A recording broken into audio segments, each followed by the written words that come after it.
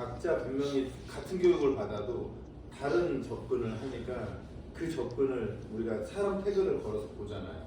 아, 이 선생님 이걸 이렇게 접근했네 하면서 그러면 동시에 지금은 이제 4명이 그 공부의 폭을 느낄 수 있으니까 상의하지 말고 그냥 내가 느낀 대로 내가 집중한 대로 하고 뭐 시간 되면 그 술자리가 됐든 그냥 사적인 자리에서 그런 이야기들도 좀 나눠보고 뭐 인생 사는 얘기도 좀 나누고 이렇게 하고 그러면 지금 총 하나 둘 셋 넷 총 7명이거든요. 그러니까 안 만드는 사람 3명 저 이기성 대표 공부가 그렇게 3명이 안 만들고 4명이 해서 전체 7명 태그 걸어주시면 돼요.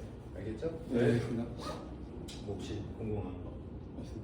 네. 자, 그래서 오늘은 T스파인 지금 금방 다 한 것들인데 T스파인이고요.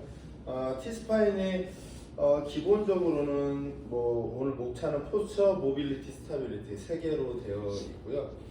T스파인이 선수들 일반인 모두 해서 그 놓치기 쉬운 부분 특히 이제 아까 정우쌤하고도 얘기했는데 좌업 생활로 인해서 우리가 앉아있는 자세 뭐 이런 거에 의해서 더 계속 굳어지는 그런 경우들이 많아요. 그래서 여기 보시면 T4번이 담낭하고 연결되어 있대요. 제 건강이 담낭하고 연결되어 있다고 하고 T5번이 간, 그 다음에 블러드 프레셔의 문제, 그 다음에 푸어 서큘레이션.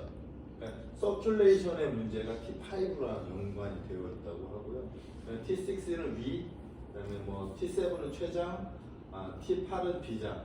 제가 이걸 왜 보여주냐면 이걸 공부하러 가세요가 아니고 부가적으로 저런 걸 얻을 수 있다.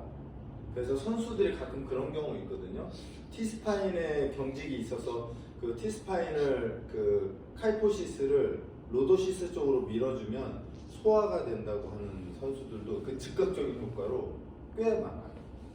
그래서 우리 전 이거 보면서 어떤 생각했냐면 저 어렸을 때 밥 먹을 때 이렇게 구부리고 먹으면 부모님 소화한대 등키고 먹어 이렇게 하잖아요. 그게 또 혹시 이런 걸 아셨나? 뭐 이런 생각도 들고 그래서 우리가 뭐 모빌리티, 스타빌리티, 포스처를 잡긴 하지만 그거 이외에 이런 부수적인 것들도 있을 수 있다.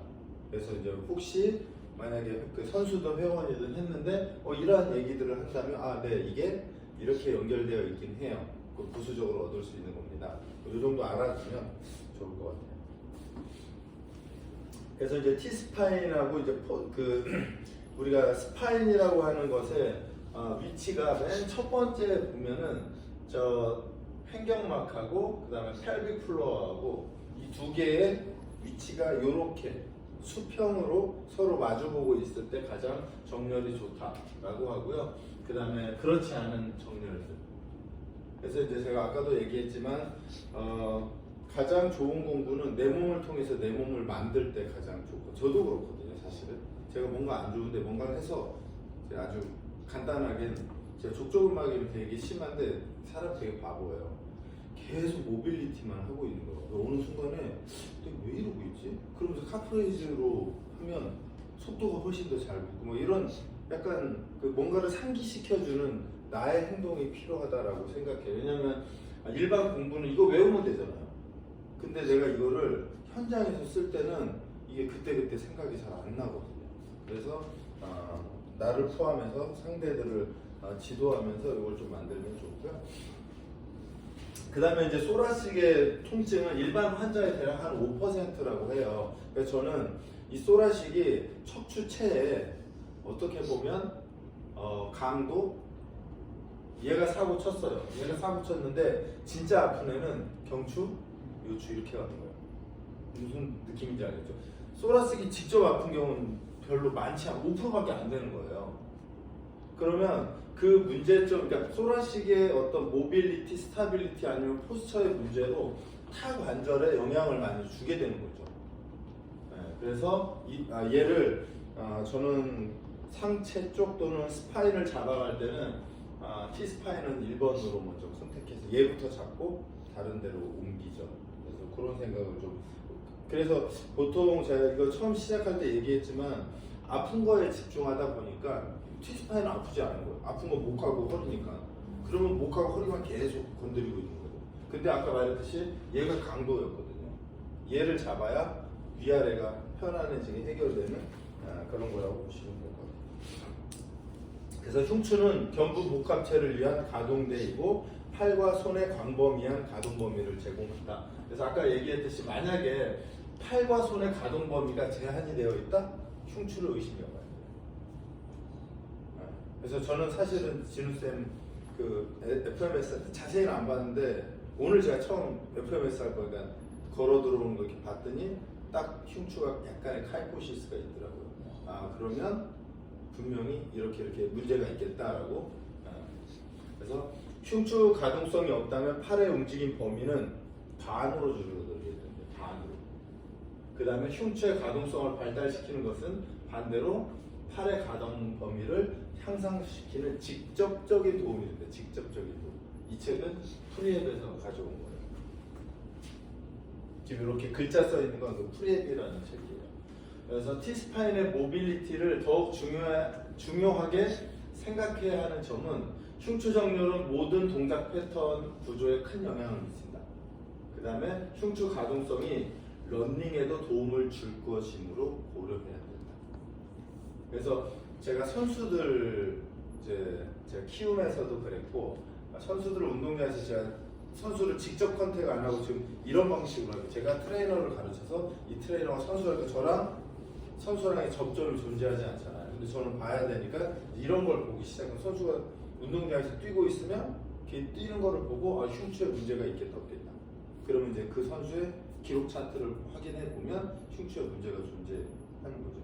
그래서 이제 대체적으로 흉추 가동성에 문제 있는 선수들이 뛸 때 머리의 움직임이 커요. 그게 위아래가 됐든 좌우가 됐든. 그래서 보통 이런 달리기를 왜냐하면 흉추에서 로테이션으로 회전 범위를 만들어야 될 걸 회전 범위를 만들지 못하니까 몸통 전체가 이렇게 움직이죠. 만약 이런 선수가 긴 거리를 뛴다? 에너지 소모가 엄청나겠죠.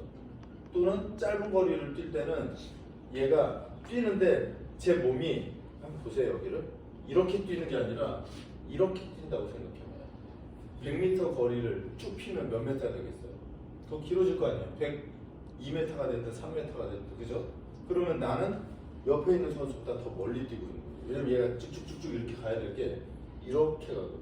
왜냐면 무게 중심이 이렇게 갔다 이렇게 갔다 이렇게 갔다 이렇게 S자로 가고 있는 거예요. 그래서 경기력에도 그렇고 부상에 대한 문제들도 그리고 라켓 스포츠를 하는 또는 수영을 하는 사람들도 마찬가지고 흉추의 회전이 존재하지 않으면 로테이션이 안 되니까 그래서 제가 예를 들어서 수영을 하면 이 흉추 회전이 이렇게 수영하죠. 지금 제 몸통 고정돼 있죠. 고수는 어떻게 하냐면요. 턱이 이렇게 들어와요. 대신에 이 추체는 정 위치에 있으면서 이렇게 들어와요. 이렇게. 스케이트를 하면 흉추 회전을 못하는 얘가 멈춰있을 때 이렇게 하죠. 이렇게. 그죠? 근데 만약에 회전이 되면 얘가 우리 사이드 워크에서 똑같아요. 이런 동작이 나오는데 안 되면 이렇게 흉추에서 다 움직임을 깨트려요. 그래서 스포츠 선수를 담당한다? 무조건 봐야 돼요. 무조건. 그 다음에는 이제 앉아서 만약에 컴퓨터를 하거나 자동차를 운전하는 일을 하는 사람들 흉추 가동 범위 제한이 엄청나게 많다. 그래서 그런데 시간을 할애해야 한다. 그래서 이제 아까 제가 진우 쪽에 보여준 흉추에 우리가 만곡이 가장 크다. 그러면 우리가 손으로 눌러주는 것도 괜찮은데 만약 내 회원이면 테니스공이 됐든 수건을 접든 그건 상관없어요. 주먹만 이렇게 딱 접어서 가장 튀어나온 곳에 그러니까 딱딱한 곳에 딱 눕혀 놓으면 이렇게 된 게 생각해보. 이렇게 된 걸 뭐다 이렇게 받쳤다고 생각해요. 얘가 슥 풀어지거든요. 그리고 나서 스트레칭하고 운동을 하면 아주 좋죠. 그래서 이제 그 카이로프라틱에서 혹시 카이로프라틱 배운 사람이 뭔지 잘 모르겠지만 얘도 결국엔 이해를 하는 거죠.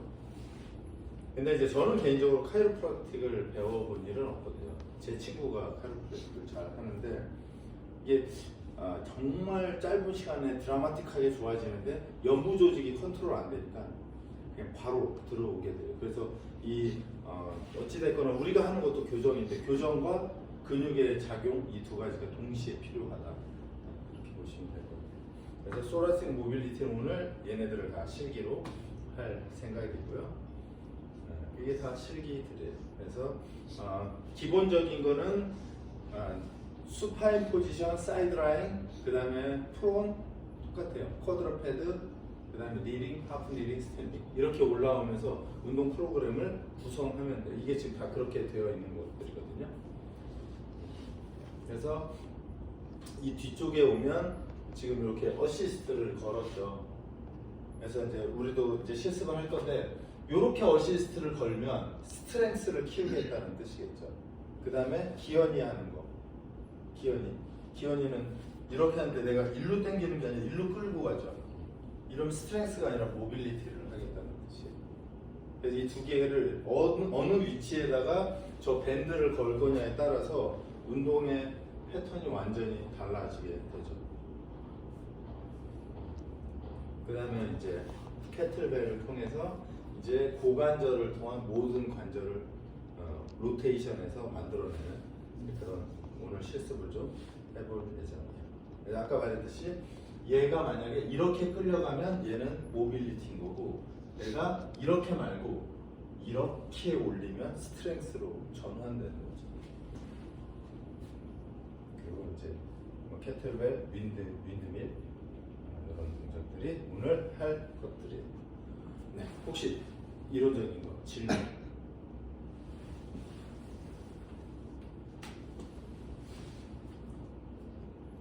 바로 실기 가볼까요?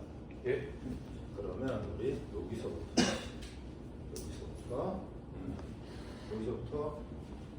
매트도 하나 있어야겠죠. 매트도 그냥 여기다 하나 깔까요? 이 반